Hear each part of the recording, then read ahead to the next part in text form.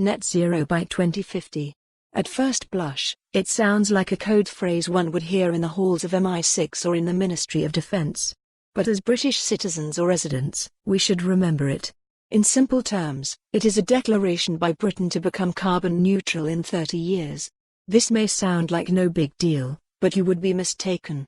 Net zero by 2050 is a bold statement that could allow the UK to lead the climate change debate, as the world's fifth largest economy, and one with the willingness to put up a hard target that policymakers believe is achievable. The move is proving infectious, despite the wrangling over Brexit, having prompted the European Union to develop a fund of £850 billion to make it a reality across the Channel as well.A. A new kind of revolution. The UK, perhaps more than any other country in the world, was built on coal. It fueled the Industrial Revolution, powering the railroads and ships that allowed the British Empire to expand into what is a £2.3 trillion economy today. Fast-forward to the start of 2020, and 39% of the country's electricity still comes from fossil fuels like coal, oil, and natural gas. The latter makes up the largest share, 36%, of the UK's total energy mix, and is seen as a cleaner transition fuel to displace from carbon-intensive coal.But burning hydrocarbons increases CO2 levels in the atmosphere, which contributes to climate change.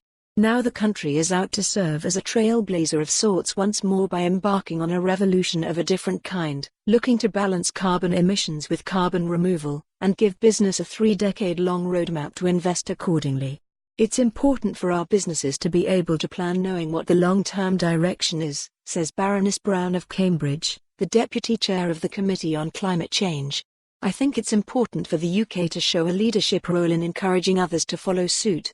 Last year, for the first time since Queen Victoria sat on the throne, Britain generated electricity for 2 weeks without burning coal. It was a symbolic milestone on the path to cleaner and greener growth.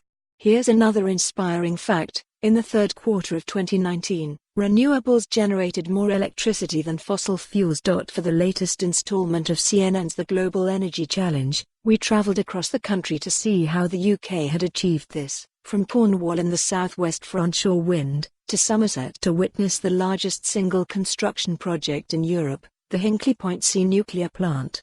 It is a low-carbon solution for power, but the plant carries a growing price tag of £23 billion and the stigma of the Chernobyl and Fukushima disasters. Nuclear power today makes up 20% of the country's total energy supplies. For me, Aberdeen in Scotland's northeast offered the best example of what the move from hydrocarbons to renewables be. For more on this story, visit the news article link.